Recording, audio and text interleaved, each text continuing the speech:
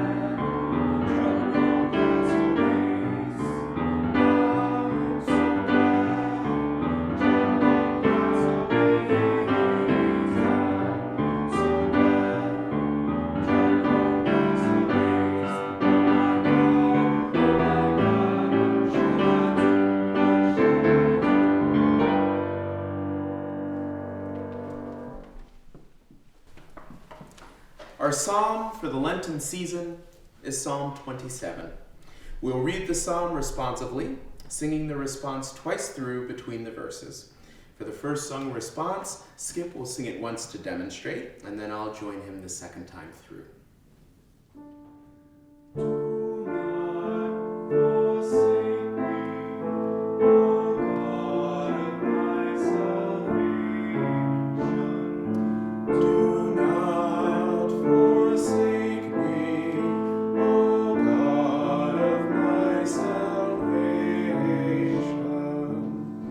God is my light and my salvation. Whom shall I fear? God is the stronghold of my life. Of whom shall I be afraid? When evildoers assail me to devour my flesh, my adversaries and foes, they shall stumble and fall. Though an army encamp against me, my heart shall not fear. Though war rise up against me, yet I shall be confident.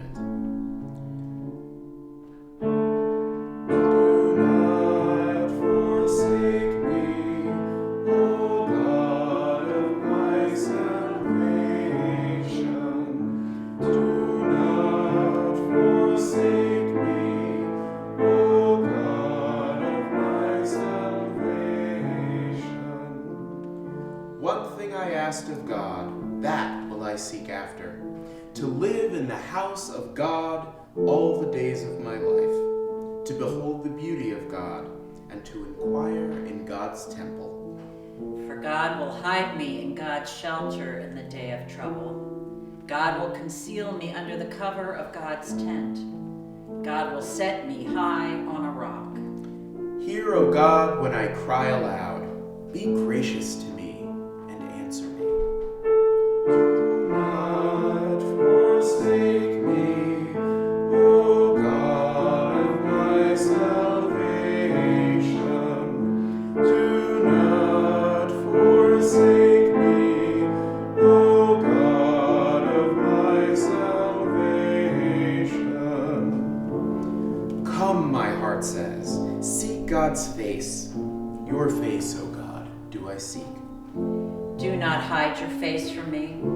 Do not turn your servant away in anger, you who have been my help.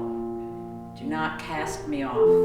Do not forsake me, O God of my salvation. I believe that I will see the goodness of God in the land of the living. Wait for God, be strong. Let your heart take courage. Wait for God.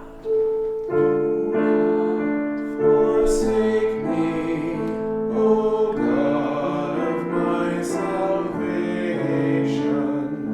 Do not forsake me, O God of my salvation.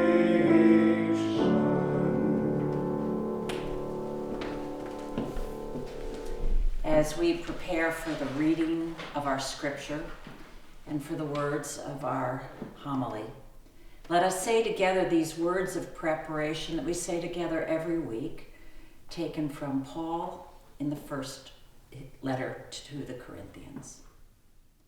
What no eye has ever seen, what no ear has ever heard, what no person has ever imagined, This is the wondrous thing that God has prepared for you.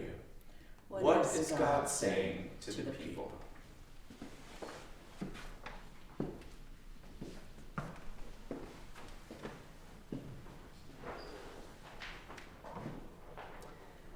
The lesson appointed for this day is from the Gospel, the Good News according to John in the New Testament, chapter 4, verses 5 through 30 and 39 through 42. Jesus came to a Samaritan city called Sychar, near the plot of ground that Jacob had given to his son Joseph. Jacob's well was there, and Jesus, tired out by his journey, was sitting by the well. It was about noon. A Samaritan woman came to draw water, and Jesus said to her, "Give me a drink." His disciples had gone to the city to buy food.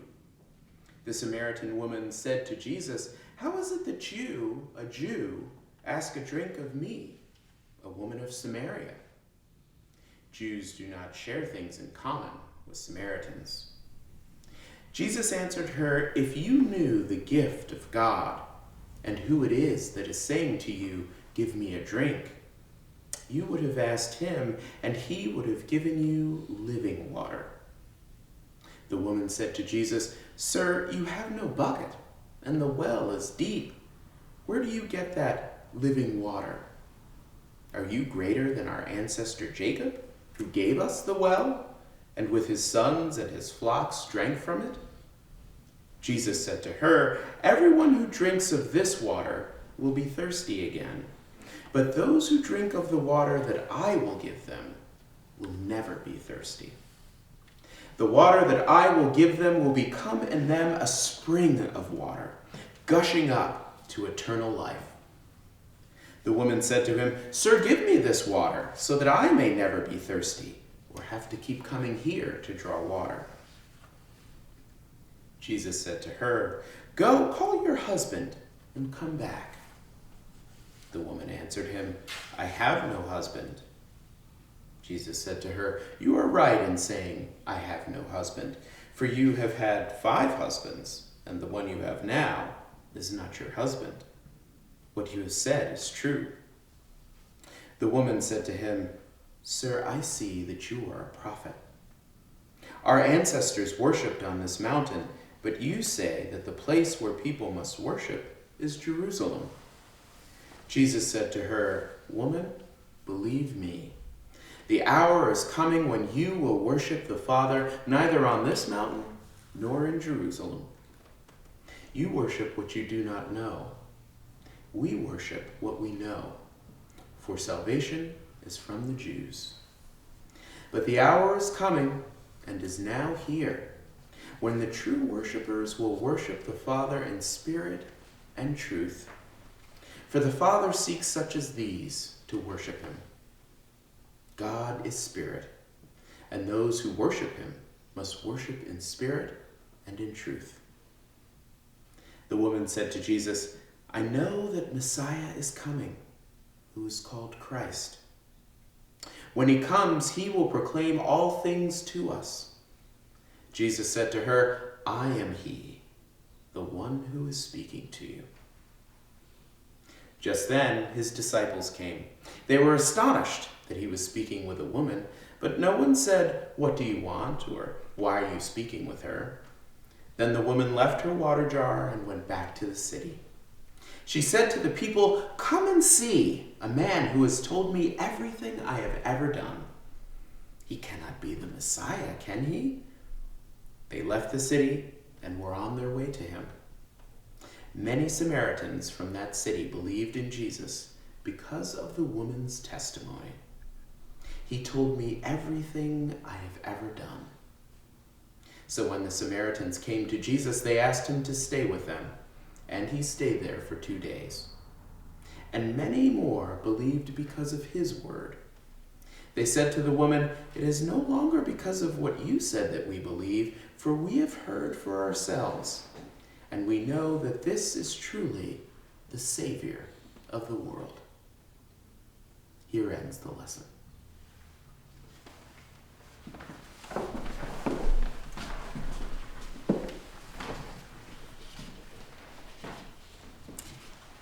Let us pray. May the words of my mouth and the meditations of all of our hearts be acceptable unto you, O God, our rock and our Redeemer. Amen. It feels like the world has just changed overnight, doesn't it? But God's love for you and for our world has not changed one bit. We have a declaration of a world pandemic, the sudden closings of schools, Boston for 6 weeks now, closings of offices, closings of even our churches this week. And it feels like a stark reminder of how small each of us is in this vast world, a reminder of our vulnerability as humans, of our mortality. But doesn't this week also intensify intensify our awareness of how precious life is, how precious our relationships are, how precious that human capacity we have to learn and to make choices. Because it's really time now that we can choose, with God's help, to live as our best selves. We can live as people of truth and honesty, people of kindness and compassion, and people who forgive. There is no one who is beyond new life, none of us right this minute, because it's something God always offers us. And even as we're aware of our limits, we can be aware of how much more can be ours. I want to tell you today 3 stories. The first is about my own evolving reaction to this coronavirus pandemic. The second is to talk about the Samaritan woman. And the third is to tell a story about forgiveness and kindness. Because during Lent, we've been having this series about forgiveness. And I think we're going to need it all the more now. So what about my family? I'll just share with you the story of what happened yesterday morning. We all got up. The little children were putting on their new outfits for St. Patrick's Day with the green shamrocks on it. We were preparing to go to the Fallon family party.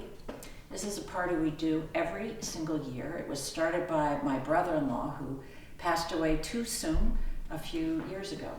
And so we've been determined to keep going to this party, to keep alive his dreams of how we could all be family together and have fun. Bob had purchased the whiskey. I knew that the soda bread had been made. And my granddaughter, was ready, because there were going to be cupcakes with little green things on top that she loved. And then somebody said, well, are we going to go? Are we going to go home to the place where my husband Bob grew up, where all the family's going to gather? Are we going to go? And my initial reaction was, but it's just family. It's just going to be our family. And then I thought, well, wait a minute. It's going to just be our family, and what does that mean? And I realized embedded in my own statement about, well, it's just family, was sort of this sense, really magical thinking, that our family wouldn't have to worry, that our family might never be susceptible. That was going to be something that would happen to other people, this pandemic. The next thing we grappled with, and I think all of us are this week, was a great sense of disappointment. We were so ready. I mean, how often you get up every morning and get out all the green clothes that you can find in your dresser? But there we were. How did we adjust over the course of the morning to a sense of disappointment that maybe this wasn't going to happen? Heinrich Christensen, our music director, as we went through the week, was wrestling with whether we would have to cancel our wonderful concert planned for the end of this month. And as we got near to putting out our Between Sundays, which is our weekly newsletter, he texted me, could we wait one more day? I just need to adjust. He was saying what all of us are feeling. How do we respond to the disappointment of the trips that people are having to cancel? There's a skating show that I know one of our children has been practicing for so long, and it's been canceled. How do we deal with the disappointment that we're all feeling when we can't do what we had planned? Another part of me wanted to say, well, let's just all be calm. We don't want to convey panic. Let's just be calm and carry on and do the ordinary. But eventually I got around to the next stage, which said calm and carry on is one thing, and it's useful. We don't want to panic. But the fourth thing was actually looking at the science, being honest and truthful, and figuring out what did all of this mean, because it turns out it's not just me who could get sick, but it's whether I might infect others. Because we know from the science that none of us is immune, but moreover, all of us might be silent carriers unknowingly sharing something that we've picked up. If you've been with any person in the last 2 weeks, you might be infected and not know it. That was hard science to understand, and plus the science that we're just trying to extend, as they say, the curve, flatten the curve, so that even though many of us are going to get this, well, we won't get it all at once, so our hospitals won't be overwhelmed. It's not easy science, and it's not something we want to know. But I received from several of you this week little links as you came to know. They said things like, you have to watch this video, or here's the truth, this is important, make it a must read. And I think that's true. God gives us this human ability not just to go along with everything, but to actually learn and grow and be people of truth and honesty. But that was another stage that I had to get to. And all that led to me to my final question for me, just my own reaction was, well, what's my job now? What's my job? What am I called most to do? What are you called to do? What are your needs when it comes to other people and to yourself? What are the ways in which you want to give to others and also protect yourself? And I had to think about what are the new ways to be faithful to those calls I've always had. I do not like the fact that I have no idea how to stream a worship service, and now I need to learn. I hate that. It reminds me how old I am. It reminds me I don't know the internet well enough. But that's what we need to do. And it suddenly occurred to me, not until about Thursday or Friday, that there are people who know how to do that stuff. And they're in our congregation. And they are probably around 30. So who can I reach out to who will know these things? I don't have to feel helpless in the face of needing to do the same thing, lead worship, but do it in a whole new way. So, how do we go through all of these steps ourselves and figure out what is it that we need to do and what can we do to still keep up the love that it is ours to share with others? How can we be people of truth and honesty? How can we be people still of kindness and compassion? How can we be people who forgive with God's help? Because I tell you, I think we're going to have plenty of reason to have to forgive each other. Candidly, during that conversation in the Fallon family about what we were going to do and how, there became a few opportunities for forgiveness, including of me, as we were all trying to sort it through. That's one story.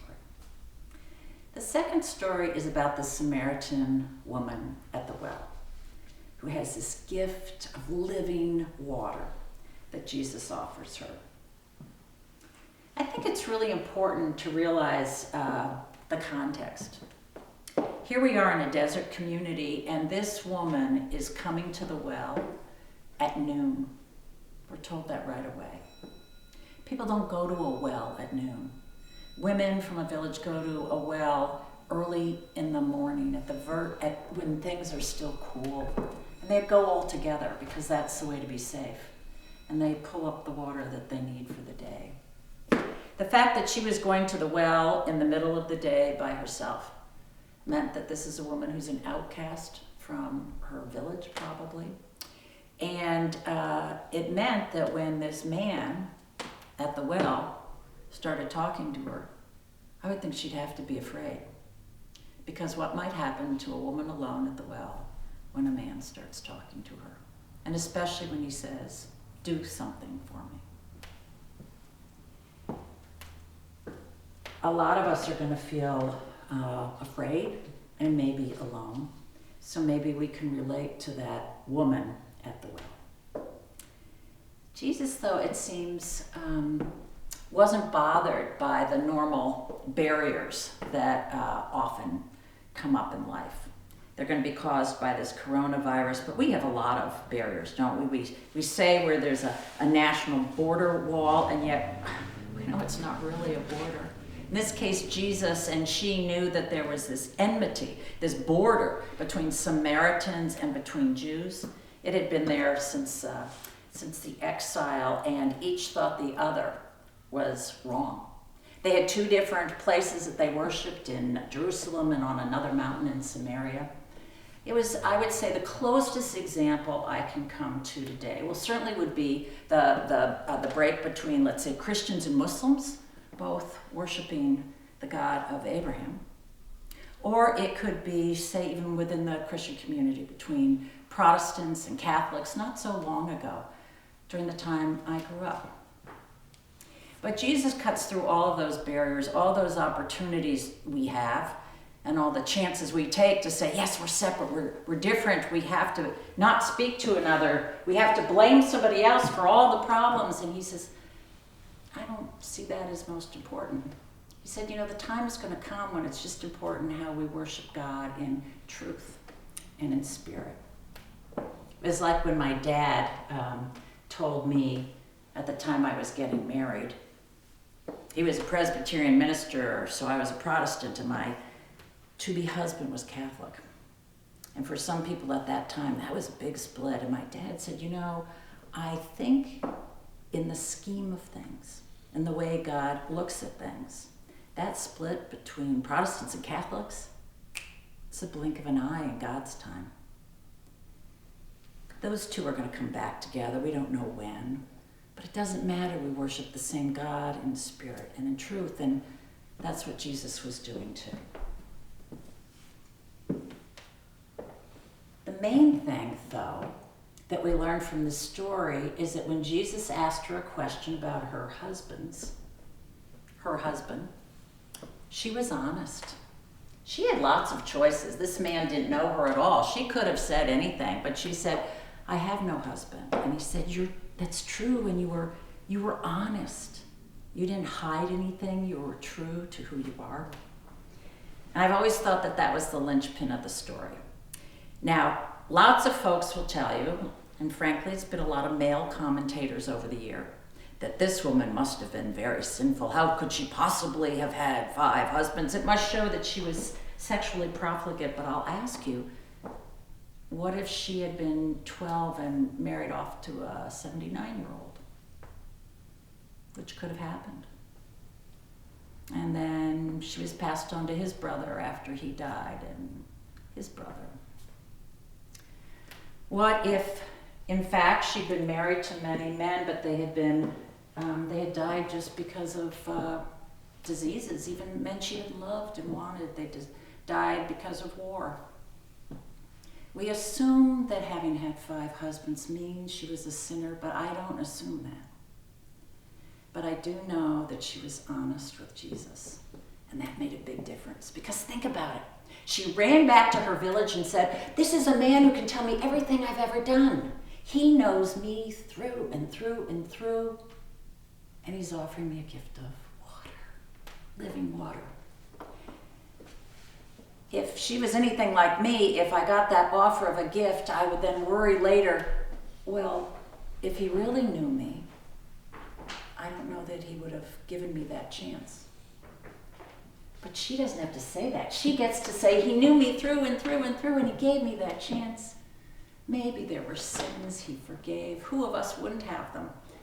But the point is that she was honest, and he rejoiced in that and said, I give you this gift. I know you through and through, and I give you this wonderful gift. Jesus is all about reconciliation, people coming together across boundaries. He loves it when we can be honest. He told her, you were honest and true, and what a difference that makes. The third story I want to tell you is one that comes from this book that I've been using for the last couple of weeks. It's by Desmond Tutu and his daughter, Enfu. It's called The Book of Forgiving, and of course he's an expert in forgiveness because he led the Truth and Reconciliation Commission as an archbishop in South Africa. But it's more than that. He tells a lot of stories in his own life and stories from others about forgiveness. This week I had been planning to talk about when we ourselves need forgiveness and how do we seek that.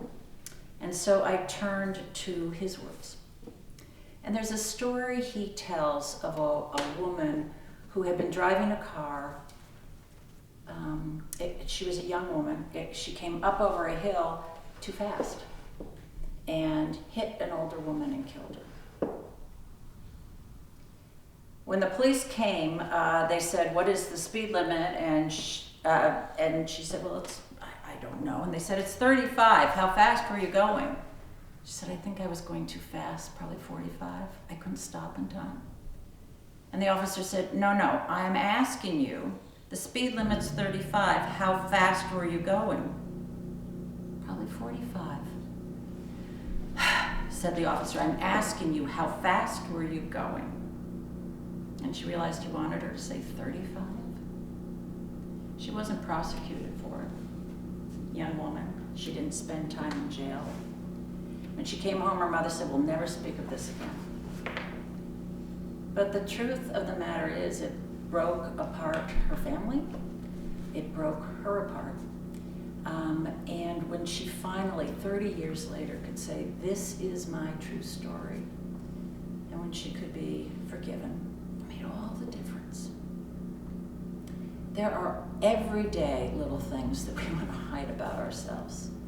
But how can we be honest about them, as the Samaritan woman was? That's what it takes before we can ever try to be forgiven. Tutu writes this: "We assume it's hard for the person being asked to forgive. It may be harder still for the person seeking forgiveness. Why do we reckon it's easier to be contrite than to be forgiving? It is not. When we have done wrong and seek to make it right, we show the depth of our humanity. When I harm another, whether intentionally or not, I inevitably harm myself. I become less than I'm meant to be. I become less than I'm capable of being. When I harm another, I need to restore what I've taken from that person. I need to restore what I've lost within myself.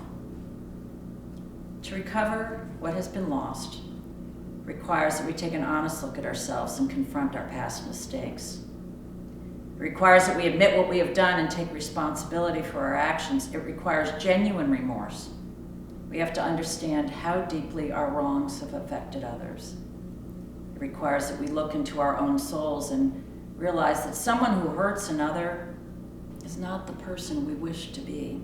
It requires that we be willing to make amends and to do whatever is required to repair the relationship, even if it means never seeing that person again at their request. Even if they never give us the forgiveness we seek, we make a courageous choice to walk this path because we make every effort possible to do the right thing. We all now are going to have some time, kind of enforced time to think about our lives, enforced time to think about what our call is in this community, enforced time to be with ourselves. And sometimes that can be uncomfortable. There's plenty we can stream and watch on Netflix. There is plenty, probably in a long stack of books that we want to read, and do all of that because it may be refreshing to you.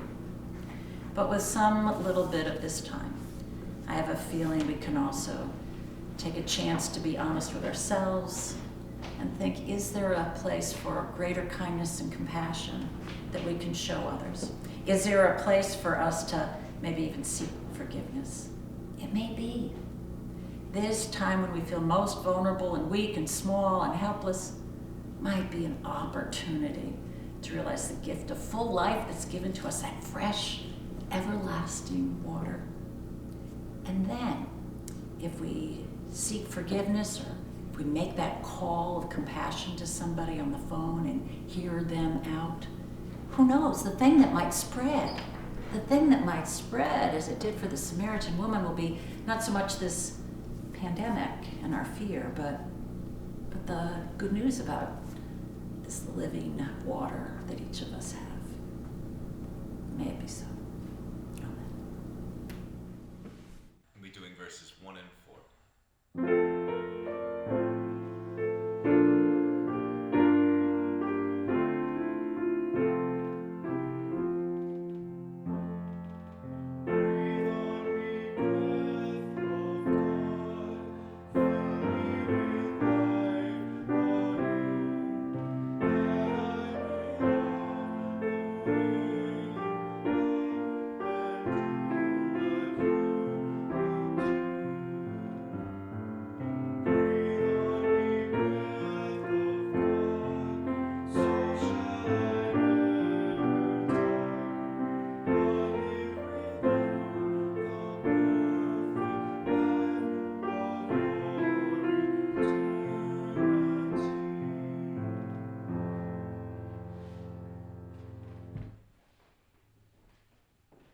Dear friends, these times prevent us from coming together physically, but we know that we are journeying together spiritually and on that journey of faith. I encourage you we have made available online our orders of worship. There are messages there from our church leadership. There is a message from our minister, and really quite beautiful messages that say that, yes, we are prevented from gathering physically. The structures may be closed, but church is community, church as people, church as folks who journey together. That is very much open.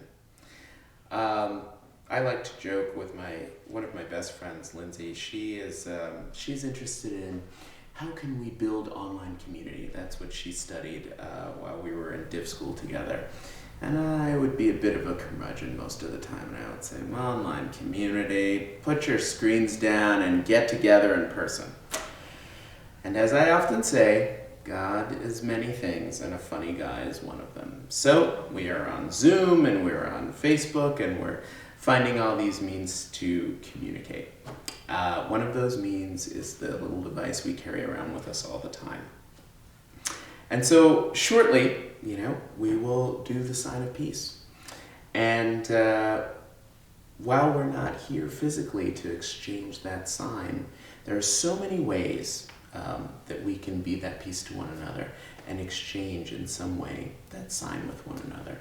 And so as we move forward, know that we are wishing you all the peace in the world, and know that in this time, it's for us to be that peace to one another, if not with a physical touch, then certainly by picking up that phone, making that call, sending that email, maybe going old school and writing that letter.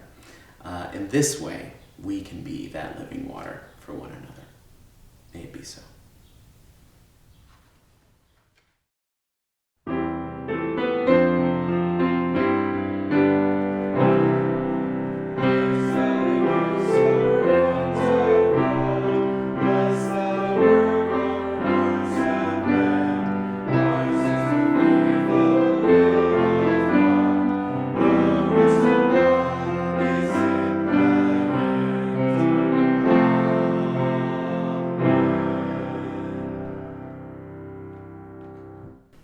As crisis and uncertainty keep us physically separated, we continue our journey of faith together. We remember the disciples, lonely and afraid in their upper room, and we remember that in their own crisis and uncertainty, Jesus came. Through that locked door, he came, and he stood in their midst, and he said to them, "Peace be with you." In this moment, in whatever way we're able, let us find a way to be that peace for one another. And may the peace of Christ be with us all. And also with you.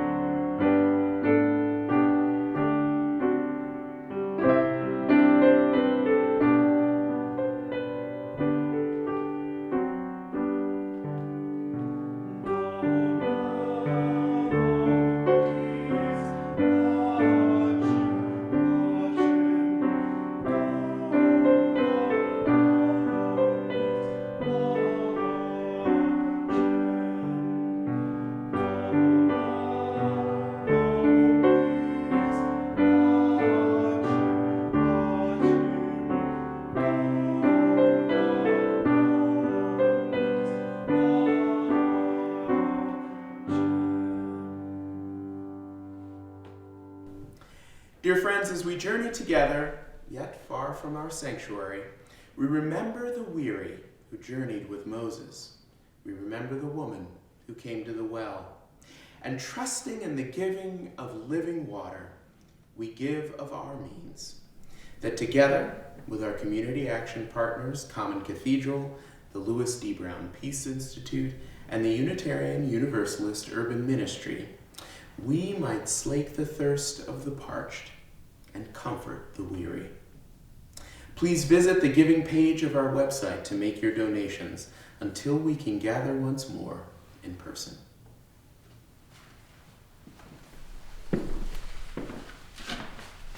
One of the most wonderful parts of this morning light service we hold every Sunday at 9 a.m. is that we have an opportunity to share our prayers with one another, our joys and also our concerns. And the way we do that in this congregation is that we come forward and we light a candle. We place it here where it can shine with all of the other prayers. Sometimes we light the candle in silence because God doesn't need any words to know what is on our hearts. Sometimes we share with this community the things that are on our minds so that we do not have to bear them alone. Today I want to light several candles. I start first with a candle in memory of Harry Almquist. Harry was a child who came here to King's Chapel as a child, and his mother Wendy is one of our members who worships here at 9 o'clock. Last Monday, Harry died in a sudden and tragic death. And so we hold very much in prayer Wendy and all of her family as they struggle with this harsh news, but as they also come to know that Harry is held in God's loving embrace now and always. We also light a candle for all of us, any of you who now are feeling ill or feeling concern about the illness, who may feel you're going to be lonely during this time when we are all separated from one another. We pray that you may know the love of others in our community and know the love of God. It is hard to have those feelings, and we acknowledge them here. I also want to pray for all of the caregivers who have been and will continue to be taking care of any who are ill. They shine as lights in our world, whether they're in the hospitals or in health centers, or all of you, one another, who are helping each other as you're able to have food and comfort and to be cared for sometimes at home when you're ill. So I offer all of those prayers and gratitude for all of you, this, our King's Chapel community.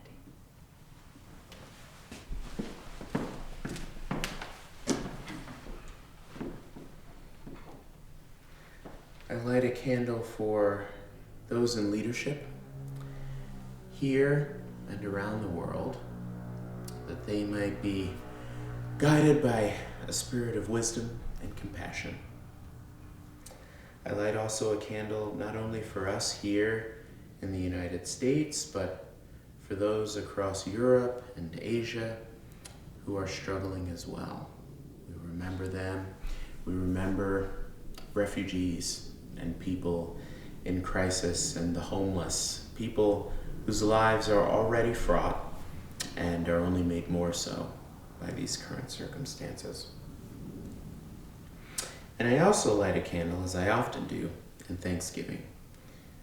In Thanksgiving for all of you, and Thanksgiving for this community that yet endures and yet travels together, even as we are separated physically. I ask for peace and for mercy and for compassion for us all. And now David and I want to join together and lead you in the words that Jesus taught us, the Lord's Prayer. Our Father, who art in heaven, hallowed be thy name. Thy kingdom come, thy will be done, on earth as it is in heaven. Give us this day our daily bread, and forgive us our trespasses, as we forgive those who trespass against us. And lead us not into temptation, but deliver us from evil. For thine is the kingdom, and the power, and the glory, forever and ever. Amen. We're doing verses 3 and 4 for the closing.